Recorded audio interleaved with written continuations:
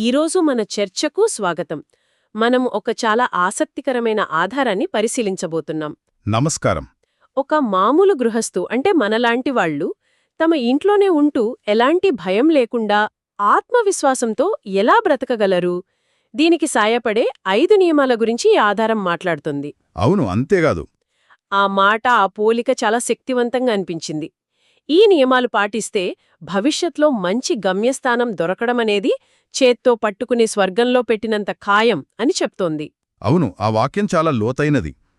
ఈ ప్రస్తావన అంగుత్తర నికాయ నుండి వచ్చింది. ఇది బుద్ధుడి బోధనలను సంఖ్యల ఆధారంగా వర్గీకరించిన ఒక ప్రాచీన సంకలనమనమాట. అంటే మనమిక్కడ 5 సూత్రాల గురించి మాట్లాడుతున్నాం కాబట్టి అది ఆ గ్రంథంలోనే ఒక భాగం. ఖచ్చితంగా. వీటిని సాధారణంగా పంచశీల అంటారు. కాని ఇది కేవలం ఆజ్ఞలు కాదు. ఒక వ్యక్తి తనలో తాను ఒక భద్రతను, ఒక ప్రగాఢమైన విశ్వాసాన్ని నిర్మించుకోవడానికి ఇవి సాధనాలు. పట్టుకుని స్వర్గంలో పెట్టినంత ఖాయం అనే మాట వింటే అది ఏదో బహుమతిలాగా అనిపిస్తోంది. కాని బహుశా దాని అర్థం వేరే ఉందేమో. నిజమే. అక్కడ చెప్పే భావం ఒక బహుమతి గురించి కాదు, అది ఒక సహజమైన పరిణామం గురించి. సహజమైన పరిణామమా? ఎలా? ఉదాహరణకు, మనం ఒక విత్తనం తీసుకుని దాన్ని సరైన మట్టిలో నాటి నీరు పోశామనుకోండి, దానికి ఎండ తగిలేలా చూసుకుంటే అది మొక్కగా పెరుగుతుంది సహజంగానే. సరిగ్గా అదే. ఒక వ్యక్తి నైతికంగా జీవించినప్పుడు, అంటే ఇతరులకు ఉద్దేశపూర్వకంగా హాని చేయనప్పుడు, అపరాధ భావన లేనప్పుడు మంచి గమ్యస్థానానికి చేరడమనేది కూడా అంతే సహజమైన ఫలితం. దాని గురించి ప్రత్యేకంగా ఆందోళన పడాల్సిన అవసరం లేదు. సరే, అయితే ఒక వ్యక్తి ఈ మానసిక భద్రతను, ఈ విశ్వాసాన్ని ఎలా నిర్మించుకుంటాడు? ఈ ఆధారం ప్రకారం దీనికి 5 పునాదులు ఉన్నాయి. మొదటిది ఏమిటి? మొదటిది జీవహింస నుండి దూరంగా ఉండడం. అంటే ప్రాణమున్న జీవులకు హాని చెయ్యకూడదు అనే ఒక స్పష్టమైన నిర్ణయం తీసుకోవడం. చాలామంది దీన్ని కేవలం మనుషులను చంపకపోవడం అనుకుంటారు. కాని దీని పరిధి ఇంకా పెద్దదేమో? ఖచ్చితంగా. దీని అసలు అర్థం కరుణ. ఇది కేవలం చర్యకు సంబంధించింది కాదు, మన ఉద్దేశానికి సంబంధించింది. ఉద్దేశమా? అవును. ఒక చిన్న కీటకం నుండి మనుషుల వరకు ఏ జీవికి హాని చెయ్యకూడదనే ఉద్దేశం. మనం నడుస్తున్నప్పుడు అనుకోకుండా ఒక చీమ మన కాలి కింద పడి చనిపోతే అది హింస కాదు. ఓ సరే. కానీ కోపంతోనో ద్వేషంతోనో ఒక చిన్న జీవిని నలిపేయడం కూడా హింసే అవుతుంది. ఇక్కడ ముఖ్యం మన ఉద్దేశం. అర్థమైంది. అంటే ఉద్దేశపూర్వకంగా ఏ జీవికి హాని చెయ్యకూడదు. సరే, ఇక రెండవ పునాది వైపు వెళదాం. రెండవది ఇవ్వనిది తీసుకోకపోవడం. అంటే మనకు స్వేచ్ఛగా, సంతోషంగా ఇవ్వనిదేన్ని మనం తీసుకోకూడదు.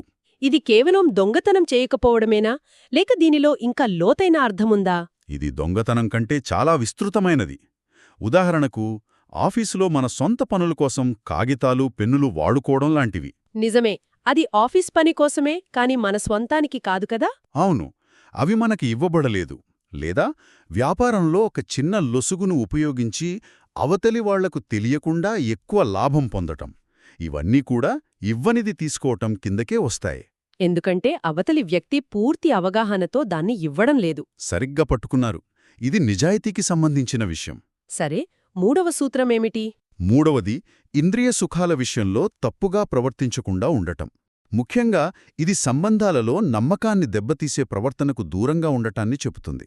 అంటే దీని ప్రధాన ఉద్దేశం ఇతరులకు మానసిక క్షోభ కలిగించకుండా సంబంధాలలో నమ్మకాన్ని కాపాడటమన్నమాట. అవును, దీని మూలం కూడా అదే. ఇతరులను బాధపెట్టే, నమ్మకద్రోహం చేసే, కుటుంబాలను విచ్ఛిన్నం చేసే పనులకు దూరంగా ఉండటం. ఎందుకంటే అలాంటి పనులు చేసినప్పుడు అది ఇతరులకే కాదు, మన మనస్సాక్షికి కూడా గాయం చేస్తుంది, మన ప్రశాంతతను దెబ్బతీస్తుంది. ఖచ్చితంగా. ఇక నాలుగవది అసత్యం పలకకుండా ఉండటం. సత్యం గురించి మాట్లాడటం తేలికే కాని ఆచరణలో కొన్నిసార్లు చిన్న చిన్న అబద్ధాలు అవసరమనిపిస్తాయి కదా? అంటే ఇతరులను బాధ పెట్టకుండా ఉండటానికి చెప్పేవి. ఇది చాలా మంచి ప్రశ్న. ఇక్కడ కూడా ఉద్దేశ్యం చాలా ముఖ్యం. ఈ సూత్రం యొక్క ప్రధాన లక్ష్యం మోసం చేయకుండా ఉండటం. మోసం చేయకుండా ఉండటమా? అవును. ఒక వ్యక్తిని బాధ పెట్టకుండా ఉండటానికి కఠినమైన నిజాన్ని సున్నితంగా చెప్పడం వేరు, వ్యక్తిగత లాభం కోసం ఉద్దేశ్యపూర్వకంగా అబద్ధం చెప్పడం వేరు. ఒక ఉదాహరణ చెప్పగలరా? అప్పకుండా.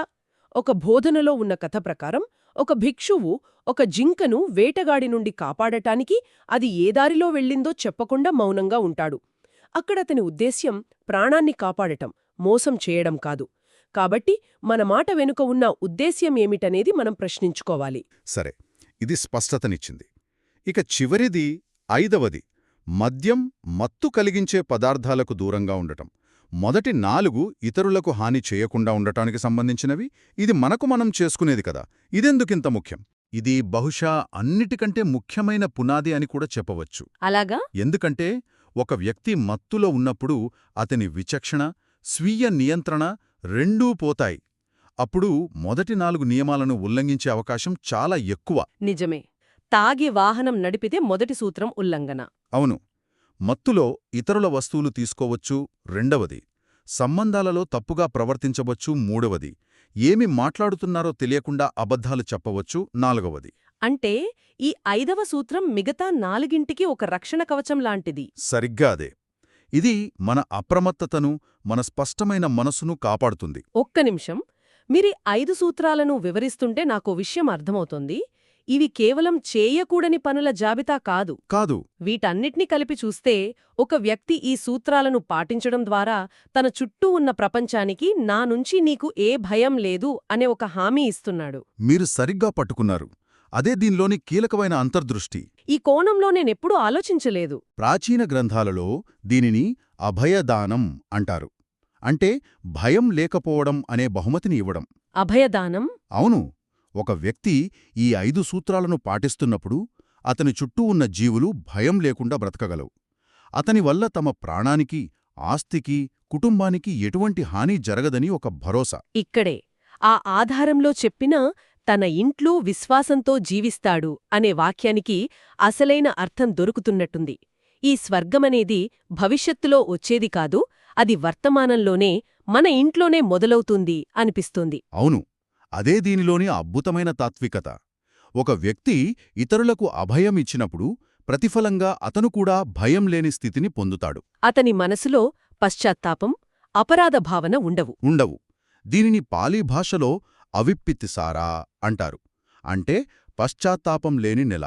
అయ్యో, నేను ఫలానా వ్యక్తిని మోసం చేశానే, లేదా నా వల్ల వాళ్ళకి కష్టం కలిగిందే అనే మానసిక సంఘర్షణ లేనప్పుడు మనసు ప్రశాంతంగా, తేలికగా ఉంటుంది. ఆ ప్రశాంతతే ఒక రకమైన స్వర్గతుల్యమైన స్థితి. అది వర్తమానంలో అనుభవించేది. అంటే మన చర్యలు మన మానసిక స్థితిని నేరుగా ప్రభావితం చేస్తాయి అన్నమాట. బయట మనం చేసే పనులకు లోపల మన అనుభూతికి మధ్య విడదీయరాని సంబంధం ఉంది. నిస్సందేహంగా దీనిని కర్మ సిద్ధాంతంతో ముడిపెట్టి చూడవచ్చు. ఒక వ్యక్తి చేసే మంచి పనులు, పాటించే నైతిక నియమాలు, అవి కేవలం భవిష్యత్తులో ఫలితాలివ్వడమే కాదు, అవి తక్షణమే ఫలితాల్నిస్తాయి. అవును, తక్షణమే మానసిక స్పష్టతను, ప్రశాంతతను ఇస్తాయి.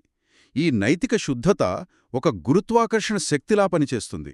అది సాధకుడిని మానసికంగా ఒక ప్రశాంతమైన, ఉన్నతమైన స్థితివైపు సహజంగా లాగుతుంది. అందుకే ఆధారంలో తీసుకువెళ్ళి అక్కడ ఉంచినంత ఖాయం అని వాడేరేమో. సరిగ్గా అందుకే ఆ ఫలితం అంత నిశ్చయమైనది. మనం వర్తమానంలో సరైన మార్గంలో ఉంటే గమ్యం గురించి ఆందోళన చెందాల్సిన పనిలేదు. కాబట్టి ఈ 5 సూత్రాల మొత్తం సారాంశమేమిటి? ఇవి మన స్వేచ్ఛను హరించే నియమాలు కావని స్పష్టమవుతోంది. కాదు, ఇవి మన స్వేచ్ఛను హరించవు. నిజానికి ఇవి మనకు నిజమైన స్వేచ్ఛనిస్తాయి. భయం నుండి స్వేచ్ఛ, అపరాధ భావన నుండి స్వేచ్ఛ, శాంతత అనే ఆసనం దెబ్బతింటుంది. ఈ సూత్రాలు పాటిస్తే ఒక వ్యక్తి తన మనస్సాక్షి ముందు నిర్మలంగా ఉంటాడు. అవును. తద్వారా ఆత్మవిశ్వాసంతో జీవిస్తాడు. ఈ విశ్వాసమే వర్తమానంలో శాంతిని, భవిష్యత్తులో మంచి గమ్యాన్ని అందిస్తుంది. అంటే ఇది స్వీయ నియంత్రణ ద్వారా స్వేచ్ఛను పొందే మార్గం. ఇతరులకు భద్రతని ఇవ్వడం ద్వారా మనకు మనం భద్రతను నిర్మించుకోవడం. ఖచ్చితంగా. ఇది పరస్పర ఆధారితమైన నైతిక వ్యవస్థ. మనం ఇతరుల ప్రాణాలకు హాని చేయనప్పుడు మన ప్రాణాల గురించి అనవసరమైన భయాలు తగ్గుతాయి. మనం ఇతరుల ఆస్తిని ఆశించినప్పుడు మన ఆస్తి గురించి కూడా అదే భద్రతాభావం కలుగుతుంది. అవును. ఒక సమాజంలో ఎక్కువ మంది ప్రజలు ఈ 5 ప్రాథమిక సూత్రాలను పాటిస్తే ఆ సమాజంలో నమ్మకం, భద్రత, శాంతి అనేవి సహజంగా నెలకొంటాయి. ఈ చర్చ మొత్తం మీద ఒక సాధారణ గృహస్థు తన రోజువారీ జీవితంలోనే ఉన్నతమైన మానసిక స్థితిని ఎలా సాధించవచ్చో స్పష్టమైంది. దీనికి అడవులకు వెళ్లాల్సిన పని లేదు కదా? అవసరమే లేదు. మన ఇంట్లోనే మన చుట్టూ ఉన్న వారితో మన ప్రవర్తనను సరిదిద్దుకోవడం ద్వారానే ఇది సాధ్యమవుతుంది. చాలా అద్భుతంగా ఉంది. ఈ చర్చ మనకొక ముఖ్యమైన ప్రశ్నను మిగులుస్తుంది. ఈ 5 సూత్రాలు ఒక సాధారణ మనిషి నైతిక జీవితానికి పునాది అని మనం చూశాం. అవును. ఆధారం చివరలో 8 సూత్రాలు లేదా మెత్త అంటే ప్రేమపూర్వక కరుణా అభ్యాసం వంటి ఉన్నత సాధనల గురించి కూడా ప్రస్తావన ఉంది. అంటే దీనికి మించినవి కూడా ఉన్నాయన్నమాట. అవును.